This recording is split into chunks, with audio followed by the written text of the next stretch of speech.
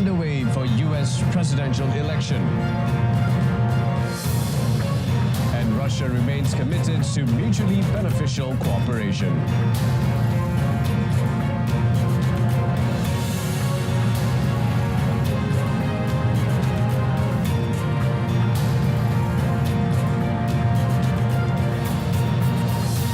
Good afternoon and Salam Malaysia Madani. I'm Brendan Lepal and you're watching World Today. Votes were being counted and stages set up for United States presidential nominees Kamala Harris and Donald Trump on Election Day yesterday. Supporters and campaign workers for Harris will await results on election night at the campaign headquarters for Democrats Kamala Harris and Tim Walz at Harvard University in Washington, D.C. Republicans Donald Trump and his running mate J.D. Vance will gather with supporters at the Palm Beach County Convention Center in West Palm Beach, Florida. In Union City, Georgia, Fulton County election officials were busy printing receipts from every scanner used in early voting throughout Fulton County. At about 8 p.m. local time, Fulton County election officials say they are expecting the first upload from early voting and absentee ballots. Pennsylvania did not have a clear winner in 2020 for 4 days after Election Day, as officials sifted through a huge backlog of mailed ballots. The state is among only a handful that do not permit election workers to process or tabulate mailed ballots until 7 a.m. on Election Day, which means it will likely again take days before the outcome is known. Opinion polls before the election showed the candidates running neck and neck in each of the 7 states likely to determine the winner: Arizona, Georgia, Michigan, Nevada, North Carolina, Pennsylvania, and Wisconsin. Democratic Vice President Kamala Harris and Republican former President Donald Trump are battling it out for the White House, with polls gradually closing across the United States Tuesday and a long night of waiting for results expected. Results are tumbling in, with U.S. media projecting wins for Trump so far in Alabama, Arkansas, Florida, Indiana, Kentucky, Louisiana, Mississippi, Missouri, North Dakota, Oklahoma, South Carolina, South Dakota, Tennessee, Texas, West Virginia, and Wyoming. Harris has so far captured Delaware, Illinois, Maryland, Massachusetts, New York, Rhode Island, Vermont, and the U.S. capital, Washington, D.C. Currently, that gives Harris 91 electoral votes and Trump 201. The magic number to win the presidency is 270. Observers expect a hotly contested race for the White House to come down to a handful of key battleground states. Stay tuned to us as we bring you the latest updates from the U.S. presidential election. Moving forward, the FBI reported hoax bomb threats, many of which appear to originate from Russian email domains. They were directed on Tuesday at polling locations in 4 battleground states: Georgia, Michigan, Arizona, and Wisconsin, as Election Day voting was underway. Georgia Secretary of State Brett Raffensperger told reporters that as a result of the bomb threats, polls in some locations would stay open longer and the vote counting process would be a bit slower. Typically, I know that in Atlanta, I'm frustrated as an American that people would threaten other Americans, and so or threaten, just to question the safety, and so that's what frustrates me. But we work through it. But our heart goes out for our voters, and that's what our concern is, and our poll workers. Police in Fulton County said there were 32 bomb threats at different polling stations, with the threats being emailed, called into the locations, and to 911 call centers. A senior official in Raffensperger's office, speaking on the condition of anonymity, said the Georgia bomb hoaxes were sent from email addresses that had been used by Russians trying to interfere in previous U.S. elections. South Africa and Britain have agreed to boost trade and defense cooperation. South Africa is already Britain's biggest trading partner on the African continent, and Britain is among the top 5 destinations for South African exports, which include precious metals, cars, and agricultural products. According to South African Revenue Service data, bilateral trade between the two countries totaled about 133 billion rand, equivalent to $7.62 billion last year. British Foreign Secretary David Lammy, speaking alongside his South African counterpart Ronald Lamola, said future plans between both countries include a program to increase the number of agricultural jobs in rural South Africa, boosting exports to Britain. On defense, the two countries committed to deepen their cooperation on counter-terrorism and also discussed their shared goals for a just energy transition. Lamy is on his first official visit to Africa as the British Foreign Secretary. Today we mark a renewed chapter in the UK-South Africa partnership built on our shared commitment to growth, to prosperity and a future that works for all of our citizens. And we've committed to a UK-South Africa growth plan that will drive economic development and deepen our trade and investment ties, creating more opportunities for businesses and communities in both the UK and, of course, South Africa. Russian President Vladimir Putin told newly arrived ambassadors on Tuesday that Russia remained committed to mutually beneficial cooperation but wanted a fair world order. Putin, who met newly appointed ambassadors from across the world, including Japan, Canada, Italy and Israel, said Russia was against illegal sanctions and restrictions. Сердечно приветствую вас в Кремле на торжественной церемонии вручения верительных грамот. Здесь присутствуют чрезвычайные и полномочные послы 28 государств. Все вы можете рассчитывать, уважаемые коллеги, на содействие российских властей, министерств и ведомств, а также на благожелательное отношение и конструктивный настрой со стороны российского бизнеса, политических и общественных кругов. Earlier on Tuesday, the Russian RIA news agency cited Foreign Minister Sergei Lavrov saying Russia would appoint a new ambassador to the United States in due course if Washington remained ready to maintain contacts. The previous ambassador, Anatoly Antonov, ended his assignment last month. The Kremlin said on 7 October that a new ambassador would be appointed, dismissing speculation that relations with Washington were being downgraded. French President Emmanuel Macron welcomed Kazakhstan's President Kassym-Jomart Tokayev to Paris on Tuesday for a meeting that sought to deepen ties in trade, energy and security.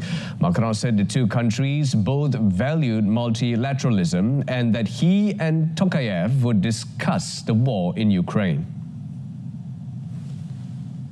Tokayev underlined that trade volumes between the two countries reached more than $4 billion within the first 9 months of 2024, surpassing last year's volumes. Several French companies, including Alstom, TotalEnergies, Air Liquide and Lactalis, have invested in the energy-rich nation. Macron praised the country's referendum in October, which paves the way for the building of its first nuclear power plant, which Tokayev had said could lead to more cooperation with France, a leader in nuclear energy. Kazakhstan and France also had shared interest in climate, rare earth materials and renewable energy. Macron said new prospects for cooperation lay in strategic minerals and telecommunications. Tokayev then attended a state dinner later in the day, hosted by Macron and his wife, Brigitte Macron. Turkish President Recep Tayyip Erdogan began an official visit to Kyrgyzstan, where he was met by his counterpart, Sadir Japarov, in Bishkek on Tuesday. Erdogan was due to attend the summit of the Council of Heads of State of the Organization of Turkiye States and call for unity to find a lasting solution for Palestinians. Erdogan also addressed the Turkiye-Kyrgyzstan High-Level Strategic Cooperation Council in Bishkek, where the two leaders held bilateral talks and signed 19 agreements, including the areas of energy, immigration, defense, among others, to further develop the relations between the two countries. At a news conference, Erdogan said he planned to deepen Turkey's ties with Kyrgyzstan. 33 yıl önce Kırgız Cumhuriyeti'nin bağımsızlığını ilk tanıyan ülke olarak köklü bağlarımızı her geçen gün daha da güçlendiriyoruz. Kıymetli kardeşim Sayın Jabarov'la yaptığımız İkili ve heyetler arası görüşmelerimizde ilişkilerimizi tüm veçeleriyle gözden geçirdik.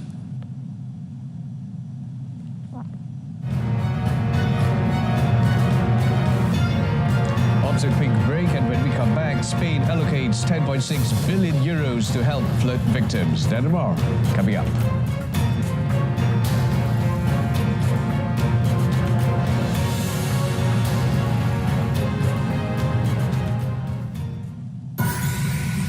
Bye bye bye, sebelas jualan hebat, dijamin harga rendah lagi jimat. 11 juta ringgit voucher di Shopee lah. Shopee bye bye bye. Beli sekarang. Welcome back. A cargo plane carrying over 19 tons of humanitarian aid to Lebanon arrived in Beirut's international airport on Tuesday. According to a statement by the Russian embassy in Lebanon, the aid delivery was organized by Russian Ministry of Emergencies. The cargo includes essential emergency supplies aimed to overcome the consequences of the ongoing conflict in the country. اليوم هذه الشحنة بالذات مخصصة للقطاع الصحي، وهي عبارة عن 20 طن من الأدوية والمستلزمات الطبية، واللي حقيقة هي عم تجي يعني وقت مهم، وخاصة نحن عم نشوف إنه هنالك توسع في الاعتداءات الإسرائيلية على لبنان. More than 1.2 million people have been displaced by Israeli strikes on Lebanon over the last year in its campaign against Hezbollah. That includes nearly 190,000 who have sought refuge in shelters. Others are staying with relatives, have rented out homes, or are sleeping in the streets. Lebanon's crisis management cells say that out of 1,130 accredited shelters, 948 have reached maximum capacity. Most of the displaced are in the districts of Mount Lebanon and Beirut, easy to reach for most aid organizations. Spain has earmarked 10.6 billion euros in loans and grants to help the victims of the flash floods that hit the eastern coast of the country around Valencia last week. Spanish Prime Minister Pedro Sánchez said on Tuesday that the government plans to spend as much as 838 million euros in direct cash handouts to people affected by the floods that left 217 dead last week in the worst such disaster in Spain's modern history. The government's credit agency, ICO, will guarantee as much as 5 billion euros in loans to small and medium companies, self-employed people and families to finance reconstruction efforts. Further funds will be dedicated to providing those affected with tax and benefit payment holidays, as well as payments for replacement of property and repairs to roads and railways. The government has deployed 14,898 police officers and soldiers in the areas hit by flash floods. El número de militares, de policías nacionales, de guardias civiles desplegados por el Gobierno de España en la provincia de Valencia ha pasado de 7.300 efectivos a 14.898 efectivos. Repito, 14.898 efectivos.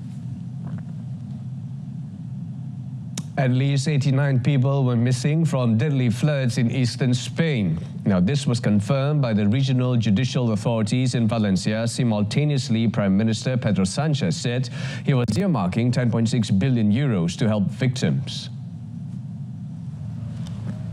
The number only includes reports from families who have provided data and biological samples for the identification of their relatives.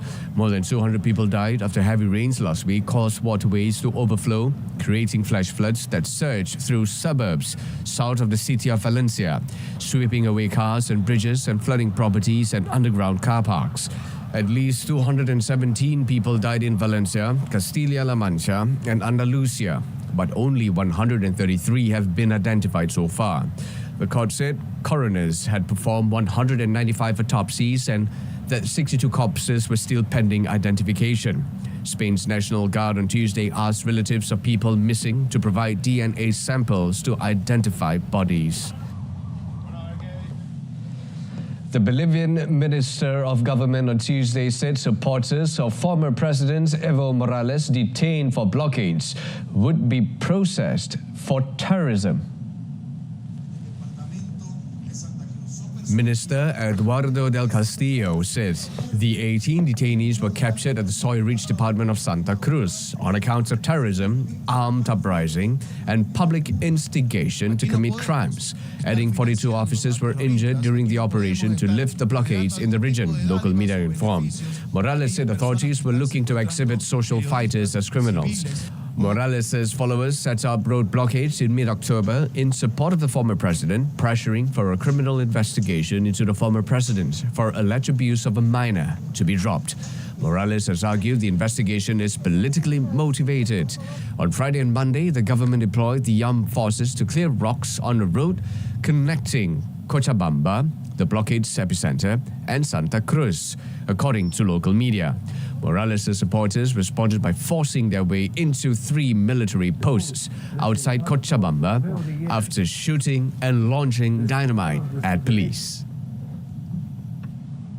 Spanish Coast Guard on Tuesday carried the bodies of 2 migrants into the port of Naos in Arrecife after they were found dead on a migrant boat off the island of Lanzarote in the Canary Islands. At least 225 people were rescued from 3 different migrant boats on Tuesday.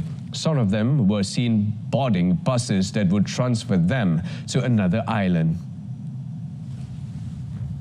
The president of Lanzarote City Council told reporters they were forced to use tents set up in the port as the island had received more than 1,200 migrants over the weekend and urged authorities to provide the necessary means to provide appropriate assistance. On Sunday, 5 bodies were found floating in the sea after the inflatable boat they were traveling in punctured around 90 kilometers off the Spanish island of Lanzarote.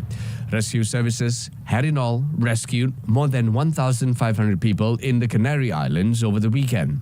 It also reported on Sunday that at least 48 migrants died trying to reach the Canary Islands in a boat that departed Mauritania 3 weeks ago.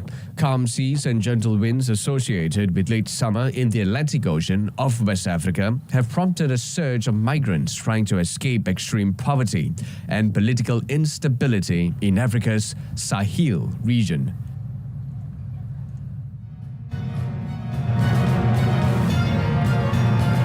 Sports, JDT clinches convincing win to upset Korean champions Ulsan. Malaysian League giants Johor Darul Ta'zim JDT pulled off a major upset by beating Korean K1 League champions Ulsan Hyundai FC 3-0 in a 2024-25 Asian Champions League Elite ACLE Eastern Zone match at the Sultan Ibrahim Stadium last night. The Southern Tigers managed to take the lead as early as the 8th minute through Arif Aiman Muhammad Hanapi. Ulsan Hyundai FC, under the stewardship of former Harimau Malaya squad head coach Kim Panggon, almost equalized in the 52nd minute, but Yun Elok's shot hit the crossbar. Arif Aiman had a chance to score his second of the night in the 60th minute when his combination with Brazilian import striker Bergson da Silva almost paid off, but goalkeeper Jo Hyun Woo denied his attempt. JDT, however, managed to extend the lead in the 67th minute when Spanish import Oscar Arribas' shot from outside the box deflected high before plunging straight into the Ulsan Hyundai FC goal. Bergson, JDT's sensational striker, added to the misery of Panggon's men when his 88th minute strike found the back of the net of the South Korean giants. The Southern Tigers are scheduled to meet Chinese club Shandong Taishan FC at the Jinan Olympic Sports Center in their next action on 26 November. In another match, Cristiano Ronaldo was on target as Saudi Arabia's Al Nassr inflicted a crushing 5-1 defeat on Al Ain in Riyadh that leaves the title holders' hopes of advancing to the last 16 in jeopardy. This win was Al Nassr's third in 4 matches in the league phase of the Continental Championship. The sides from the United Arab Emirates were comprehensively outplayed throughout with Anderson Talisca putting the home team in front in the 5th minute with a low drive from distance that slid past Khalid Asa. Ronaldo doubled that advantage 26 minutes later when Asa spilled Sadio Mane's shot from outside the area and the Portuguese striker pounced on the loose ball. 6 minutes later, Brazilian winger Angelo Gabriel cut in from the left to hit a shot towards goal that beat Asa via deflection of Fabio Cardoso, giving the keeper little chance. Al Ain pulled one back 11 minutes after the restart when Park Yong-woo's drive beat Bento when it struck the post and hit the Al Nassr goalkeeper on the back to cross the line. But Wesley scored 9 minutes from time to kill off any hope of a comeback, and Talisca hit his second of the night in injury time to complete the rout. Elsewhere, Japan's Vissel Kobe moved top of the standings in the eastern zone of the Asian Champions League Elite as the J-League champions ended Gwangju FC's perfect start to the league phase with a 2-0 win in Kobe. Taisi Miyashiro and Daiju Sasaki struck to snap the South Korean side's 3-game winning streak and climb above Lee Jong-hyo's team into pole position in the table. Kobe claimed their third win in 4 games with a victory over Gwangju as Miyashiro put Takayuki Yoshida's team in front from the spot 3 minutes into first half injury time. Sasaki doubled the lead 9 minutes into the second half with a close-range finish to take Kobe 1 point clear of the Koreans at the top of the standings. The top 8 finishers in the 12-team standings in both East and West Asia advanced to March knockout rounds, with the quarterfinals, semi-finals and final all due to be played on a centralized basis in Saudi Arabia in April and May.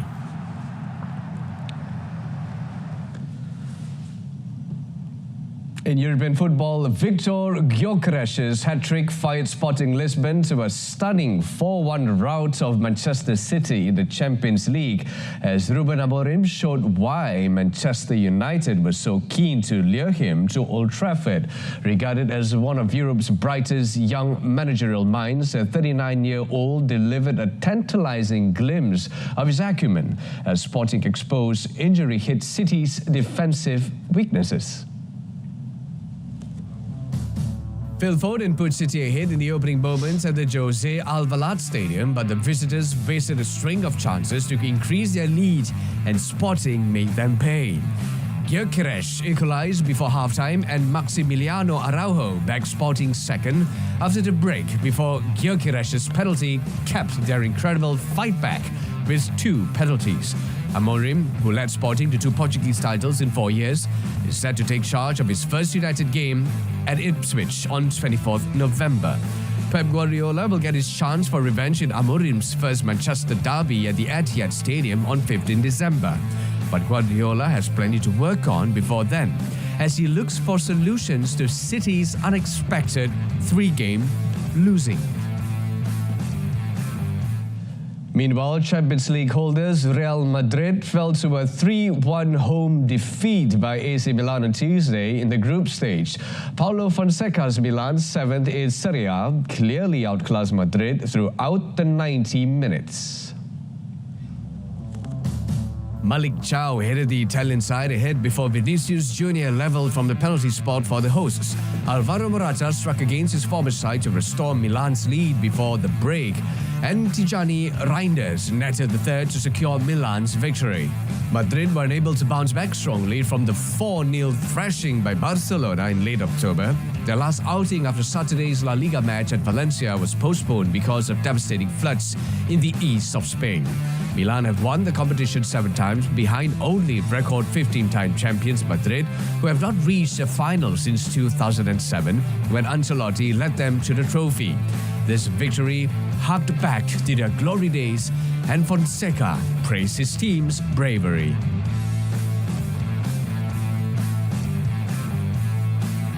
And over at Anfield, Liverpool thrashed Bayer Leverkusen 4-0 on Tuesday thanks to a Luis Diaz hat-trick to go top of the Champions League table. Cody Gakpo was also on target as the Reds maintained their 100% record in Europe after 4 games. A cagey tactical battle was sparked into life on the hour mark by a moment of stunning quality. Curtis Jones spun his marker before splitting the Leverkusen defense with a pinpoint pass for Diaz, who nonchalantly chipped the advancing Lukas Hradecky. 2 minutes later, Liverpool killed the visitors off with another flowing move when Mohamed Salah's driven cross was headed in by Gakpo. Liverpool pulled further clear 7 minutes from time and Diaz controlled Salah's loopy cross and fired home. The Colombian then rounded off the scoring with his 9th goal of the season in stoppage time with another clinical finish after Darwin Nunez's blocked shot fell into his path. Leverkusen remained on 7 points from their opening 4 Champions League matches after another sobering night for their ambitions to match the heights they hit last season. Alonso's men sit 4th in the Bundesliga, 7 points adrift of leaders Bayern Munich, and failed to master what their coach described pre-match as a beautiful challenge. Moving on to tennis, defending ATP Finals champion Novak Djokovic has pulled out of the season-ending event through injury. The record 24 times Grand Slam champion's absence means that Norway's Casper Ruud, Australian Alex de Minaur and Russian Andrei Rublev are all guaranteed to qualify for the 8-man event in Turin, regardless of their results in tournaments this week. De Minaur, who had been sweating on making the cut after losing to Holger Rune in the quarterfinals of the Paris Masters last week, will be making his debut in the event. He will join world number 1 Jannik Sinner, twice former winner Alexander Zverev, 4 times Grand Slam winner Carlos Alcaraz, former US Open champion Daniil Medvedev and American Taylor Fritz. The ATP Finals run from the 10th to 17th November. Djokovic won a record 7 title at the season-ending tournament last year, beating Italian Sinner in the final. He has not added to his Grand Slam collection this year and failed to win an ATP title, although he did claim his first Olympic gold medal by beating Spain's Alcaraz in Paris. Motorcycle Grand Prix has confirmed Circuit de Barcelona, Catalonia as the new venue for the season finale from 15 to 17 November, replacing Valencia. The last round was initially scheduled in Valencia, Spain on the same date, but the venue has been changed due to flash floods in Valencia that claimed over 200 lives last week. The final of the 20-round championship will be organized by MotoGP in solidarity with the community of Valencia. MotoGP in a statement said Barcelona is the best possible choice, taking into consideration the location for the fans, and is the most efficient choice, providing a close to seamless alternative for personnel and logistics. The final round will be this season's title decider, with Jorge Martin of Pramac Racing, who is gunning for his maiden title, leading the standing with 485 points, while defending champion Francesco Bagnaia from Ducati Lenovo team is trailing 24 points in second spot.